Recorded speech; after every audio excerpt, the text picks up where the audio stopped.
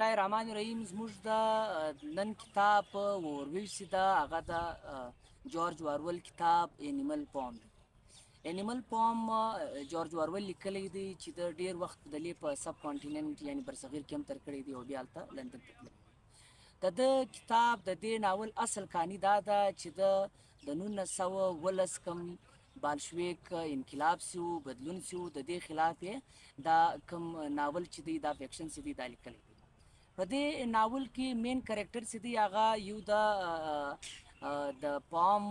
انر دی مالک دی چې جان نومیږي. هغه پر دې ټولو ځناورو باندې جبر کوي ظلم کوي. د دې خلاف اولډ کم جان چې دی یا اولډ کم پیګ چې دی هغه د دې خلاف بغاوت کوي او یو میټینګ راغواړي چې موږ د دې ظلم څخه ځان خلاص کړو. هغه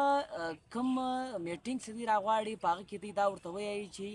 موږ کم زناور سیو د دې پام زناور سی دی په دې کې به موږ خپل قانون آئین یعنی خپل منشور بټاکو. په هغه منشور کې دی دا ورته وایي چې یو زناور به بل سړی نه قتلی، یو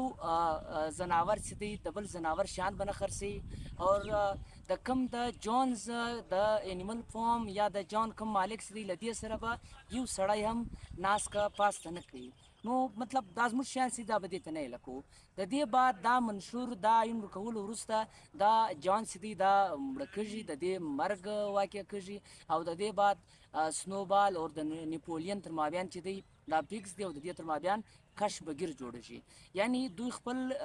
آئین منشور ټاکلی دی چې موږ به د دې پادې کې دننه اوسو او د دې خلاف د دې د جونز خلاف چې کوم زموږ ټول پروډکشنز باندې د دې قبضه ده د دې خلاف جدوجہد کوو. نو سنوپال په دې کې ډیر زیات همت کوي او ډیر دغه کوي منډې کوي، خو په اخر په دې سر خلاصي چې نیپولین چې دی هغه د زموږ کوم منشور چې دی یا زموږ آئین چې دی دا زموږ تګلارې چې ده د دې خلاف ورزي کوي. نو د ده سر خلاص شي چې کله د ده سر خلاص شي نیپولین راولاړ شي کم سپي ساتلی دي په ځنګل کې، هغه سپي چې دی هغه پر سنوبال باندې وردغه کي او هغه چې دی هغه له ځنګله وتښتي. د دې وروسته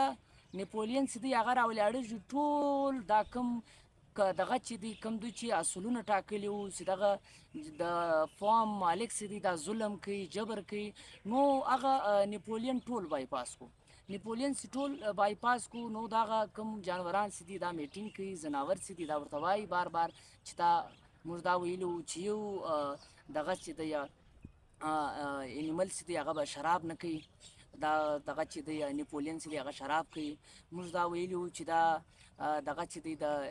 کم جونز بستر چې دی د جان کم کمبله چې ده پر دې به څوک هلته پرېوځي نه او دغه چې دی نیپولین چې دی دا دغه کوي. نو د دې ټولو باوجود دغسې دغه کوي. نو دوی راولاړه شي چې کله هم څوک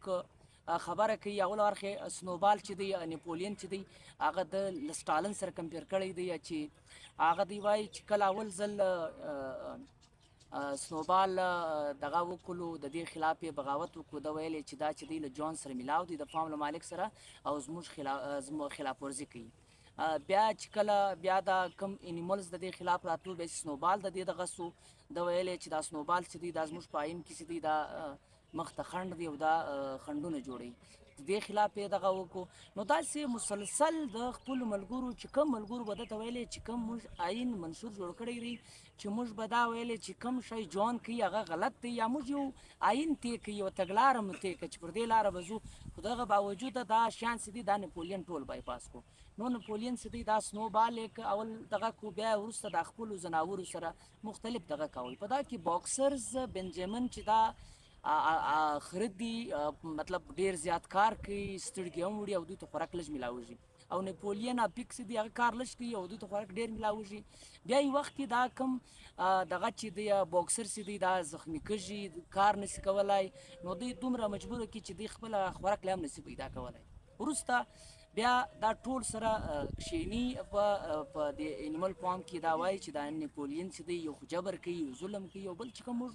آئین و قانون لاره سره جوړ کړي وه چې تګلاره مو جوړه کړې وه دغې تګلارې خلاف چې دی دا مکمل طور پر چې دی دا راولاړه شي دا دغه کوي د دې خلاف ورزي کوي، بار بار په یو وار نه بار بار خلاف ورزي کوي. نو وروسته دا میټینګ کوي او میټینګ وروسته دا منظمه کېږي که سپي دي که خره دي، یعنی که زه به دا وایم باکسر دي، بنجمن دي، پیګز دي، ډاګز دي، دا مختلف دا کومې مرغیانې چې دي یا مرغیانې کومې چرګې چې دي هغه په دې ډېره زیاته خوا بده کړي چې یاره تا موږ ته دا خبره کړې وه چې دا زموږ هګۍ به موږ په یو هګۍ به نه خرڅوي او زموږ هګۍ چې ته خرڅوې نیپولین کې ول تجارت ته شروع کړي، نو د دا ډېر زیات ستړي سي، اخر بیا یو میټینګ راوغواړي، په دا میټینګ کې دا فیصله وکړي چې موږ د جان خلاف څنګه بغاوت کړی وو او هغه له دغه له انیمل فارم څخه یا د کېړه څخه غورځولی وو او د نیپولین خلاف به هم داسې یو بغاوت کوو دغه کوو، نو اخر دوی مجبور سي چې نیپولین چې دی هغه له خپله دغه څخه له خپله کېړه څخه یا د خپل انیمل فارم څخه عکس واخلي او دوی خپل بدلون راولي. نو دغه د دې ټولو خلاصه وه او د دې ټولو ویوز وو. دا په اصل کې سمبولیک ناول دی، لیکن د دې ټول دغه چې دی د مارکسیزم خلاف لیکلی دی، خاص کر د بالشویک انقلاب د 1919 کم انقلاب چې و د دې په زیر یې لیکلی دی. ډېره مننه.